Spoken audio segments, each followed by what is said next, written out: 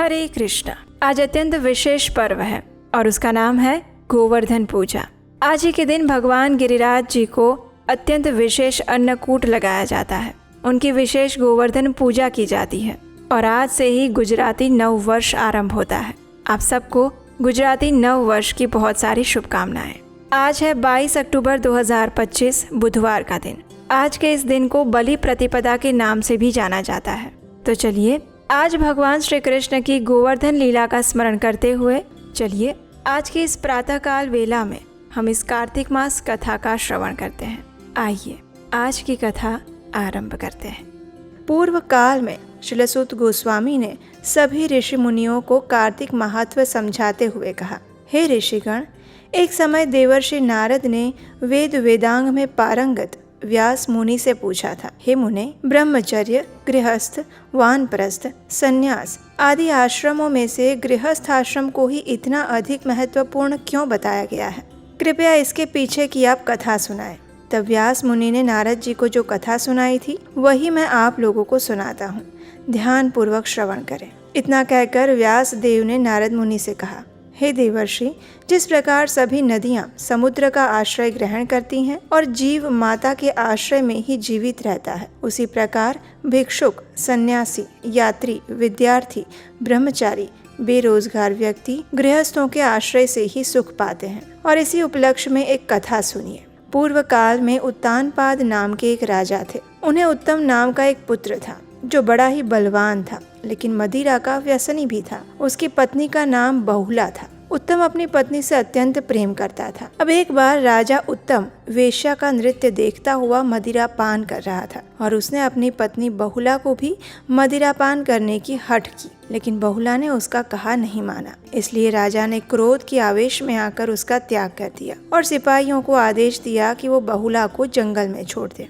उसके सिपाहियों ने उसे आदेश का पालन किया, लेकिन जब मदिरा का नशा उतरा तो उसे अपने इस कृत्य पर बड़ा ही प्रायश्चित हुआ। लेकिन उसने दूसरा विवाह नहीं किया और वियोग वेदना सहता हुआ राजकाज करता रहा। अब एक दिन विलासपुत्र नामक एक ब्राह्मण उसके समक्ष आए और उन्होंने कहा, हे राजन, मेरी पत्नी का किसी ने अपहरण कर लिया है। पत्नी के वियोग में मैं बड़ा ही दुखी हूँ। मैं आपसे विनती कर रहा हूँ कि कृपया आप मेरी पत्नी को ढूंढ दीजिए। तो राजा उत्तम ने कहा, हे विप्रदेव, ये कैसे संभव हो सकता है? मैं तो नहीं जानता कि तुम्हारी पत्नी कौन है और उसे कौन किस दिशा में और क्यों ले गया है। तो ब्राह्मण ने अपनी पत्नी की पहचान बताते हुए कहा, हे राजन, मेरी पत्नी कर्कश स्वभाव की और कुरूपा है। वो सदैव कटु वचन बोलती है। तो ये सुनकर राजा ने आश्चर्य से कहा, हे विप्रदेव, जब तुम्हारी पत्नी कर्कशा कुरूपा है तो तुम उसे पुनः क्यों पाना चाहते हो? तो इस पर ब्राह्मण ने कहा, हे राजन, मेरी पत्नी मेरे धर्म कर्म की सहयोगिनी है। उसकी रक्षा करना मेरा कर्तव्य है। जो पति अपनी पत्नी की रक्षा नहीं कर सकता उसके वंश का क्षय हो जाता है।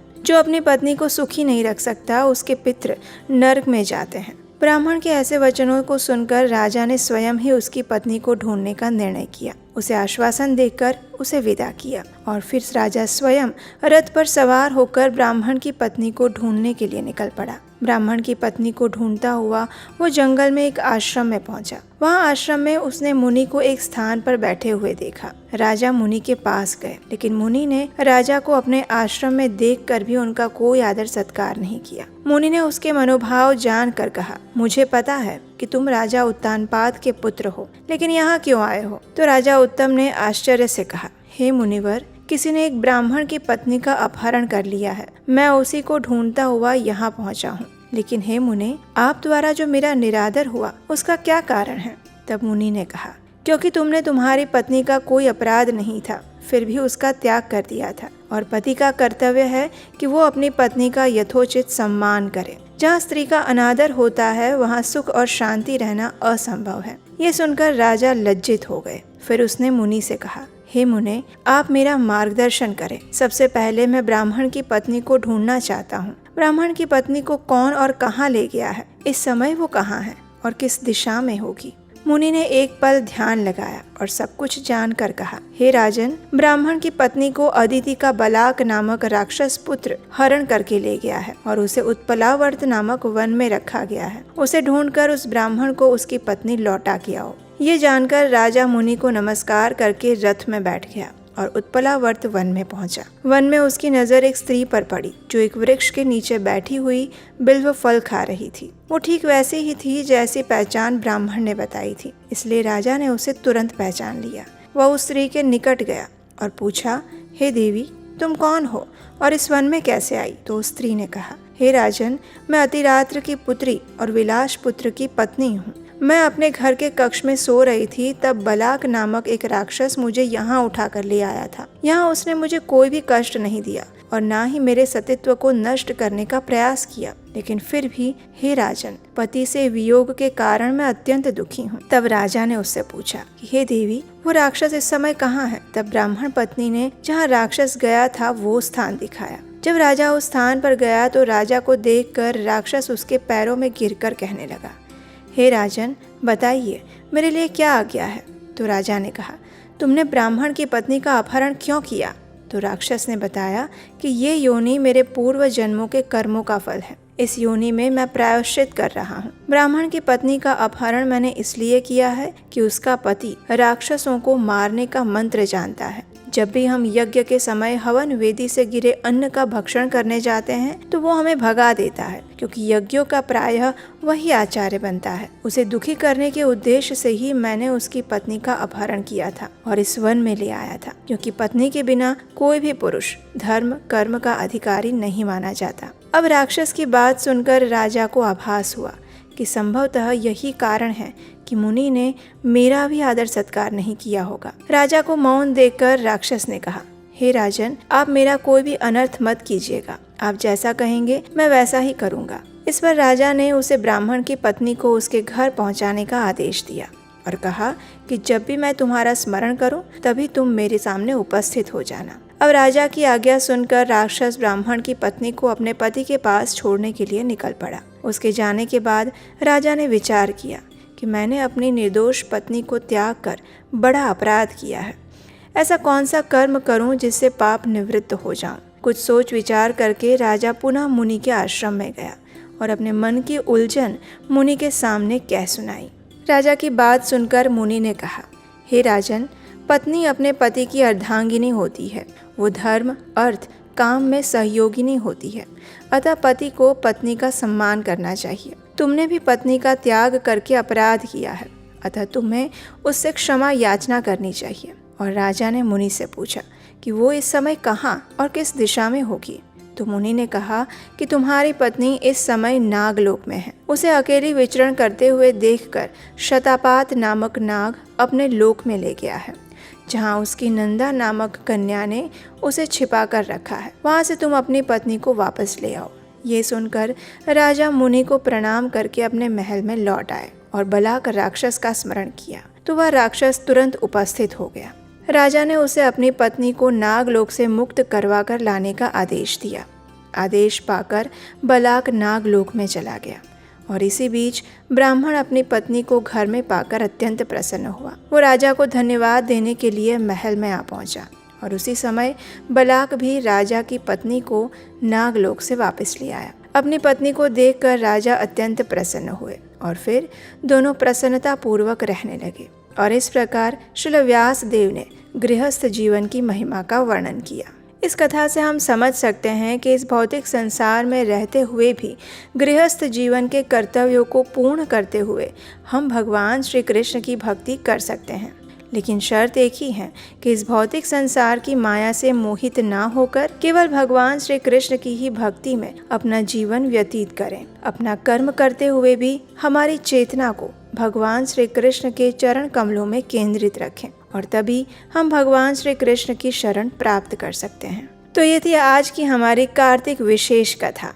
आइए इस दिव्य भजन का आस्वादन करें।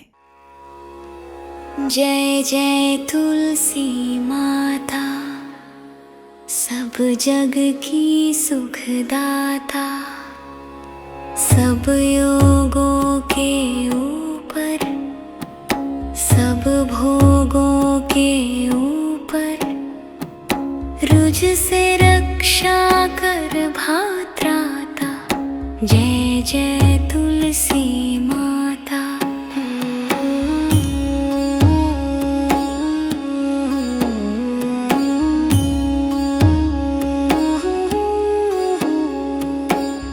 बहुपुत्री है श्यामा, सुरवल्ली है ग्राम्या, विष्णु प्रिय जो तुमको सेवे, सोनर तर जाता। जय जय तुलसी माता। हरि के शीश विराजत, त्रिभुवन से हो वंदित, पतित जनों की तारिणी, तुम हो विख्याता। जय जय तुलसी माता। लेकर जन्म बिजन में आई दिव्य भवन में, मानव लोक तुम्ही से सुख संपत्ति पाता। जय जय तुलसी माता।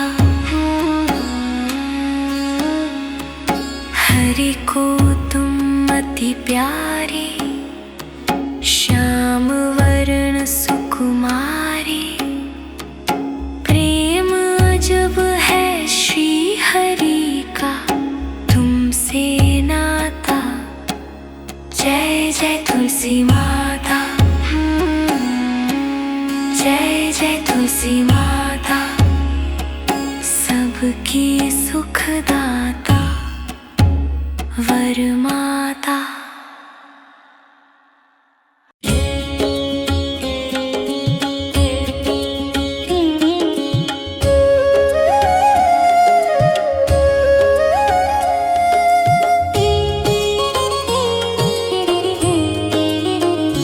धन्य धन्य श्री तुलसी माता, महिमागम सदा श्रुति गाता। हरि के प्राण हो से तुम प्यारी, हरि ही हेतु कीन हो तप भारी। जब प्रसन्न है दर्शन दीन्हो, तब कर जोरी विनय उस किन्ह्यो। हे भगवंत कंत मम हो, दीन जानी जनी छाड़ा हूँ छोहू। सुनी लक्ष्मी तुलसी की बानी, दी हूँ श्राप कध पर आनी।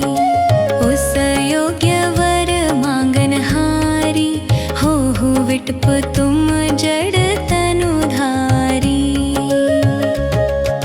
सुनी तुलसी ही श्रुप्यो तहि धामा, करहु वास तुहु नीचन धामा।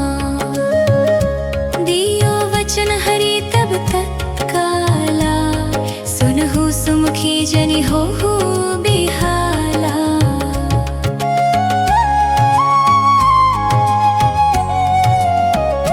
समय पाई हौरो पाती तोरा, पुजि हो आस वचन सत मोरा। तब गोकुल मह गोप सुदामा, तासु भई तुलसी तुबामा। कृष्ण रास लीला के माही, राधे शक्यो प्रेम लखी नाही। दियो श्राप तुलसी तत्काला, नर लोक ही तुम जन्महु बाला। यो गोप वह दानव राजा, शंख चूड़ नामक शिर ताजा। तुलसी भई तासु की नारी, परम सती गुण रूप आगारी। असवै कल्प बीत जब गयो, कल्प तृतीय जन्म तब भयो। वृंदा नाम भयो तुलसी को, असुर जलंधर नाम पति को। करियति वंद तुल बलधामा, लीलिन्हा शंकर से संग्राम। जब निज सैन्य सहित शिव हारे, मरहि न तब हर हरि ही पुकारे। पतिव्रता वृंदा थी नारी, को न सके पति ही संहारी। तब जलंधर ही भेष बनाई, वृंदा ढिग हरि पहुँचो जाई। शिव हित लहि करि कपट प्रसंगा, कियो सतीत्व धर्म तो ही भंगा। भयो जलंधर कर संहारा, सुनी उर शोक उपारा। तिहि क्षण दियो कपट हरि टारी, लखी वृंदा दुख गिरा उचारी। जलंधर जस हत्यो अभीता, सोई रावण तस हरहि सीता। अस प्रस्तर सम हृदय तुम्हारा, धर्म खंडी मम पति ही संहारा। यही कारण लही श्राप हमारा, होवे तनु पाषाण तुम्हारा। सुनी हरि तुरत ही वचन उचारे, दियो श्राप बिना विचारे। लख्यो ना निज कर तू ती पति को, छलन चहो जब पार्वती को। जड़मति तू हुअस हो जड़ रूपा, जग मह तुलसी विटप अनूपा। धक्व रूप हम शाले ग्रामा, नदी गंड की बीच ललामा। जो तुलसी दल हम ही चढ़ई है, सब सुख भोगी परम पद पई है। बिनु तुलसी हरि जलत शरीरा, अतिशय उठत शीश और पीरा। जो तुलसी दल हरि शिर धारत, सो सहस्र घट अमृत डारत। तुलसी हरि मन रंजनी हारी, रोग दोष दुख भंजनी हारी। प्रेम सहित हरि भजन निरंतर, तुलसी राधा में नाही अंतर। व्यंजन हो 56 प्रकारा, बिनु तुलसी दल ना हरि ही प्यारा। सकल तीर्थ तुलसी तरु छाही, लहत मुक्ति जन संशय नाही। कवि सुंदर एक हरि गुण गात, तुलसी निकट सहस गुण पात। बसत निकट दुर्वासा धामा, जो प्रयास ते पूर्व ललामा। पाठ कर ही जो नित नर नारी, हो ही सुख भाष ही त्रिपुरारी।